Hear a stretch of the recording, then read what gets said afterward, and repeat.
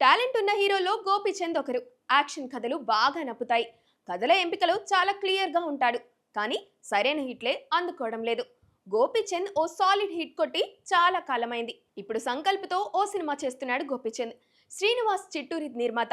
ఈ రోజు గోపీచంద్ పుట్టినరోజు సందర్భంగా చిన్న గ్లిమ్స్ విడుదల చేశారు. ఈ గ్లిమ్స్ లో గోపి లుక్ బాగుంది.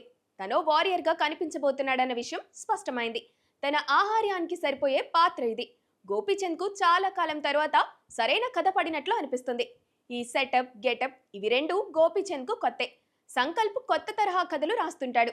ప్రతిసారి ఓ కొత్త జానర్ టచ్ చేస్తుంటాడు. ఈసారి కూడా గోపీచంద్ కోసం అలాంటి కథే ట్రై చేస్తున్నాడు. విఎఫ్ఎక్స్ కి పెద్దపీట వేసిన సినిమా ఇది. వార్ ఎపిసోడ్స్ హైలైట్ కాబోతున్నాయని తెలుస్తుంది. ఇటీవల ఈ తరహా కథలకు మంచి గిరాకీ ఏర్పడింది.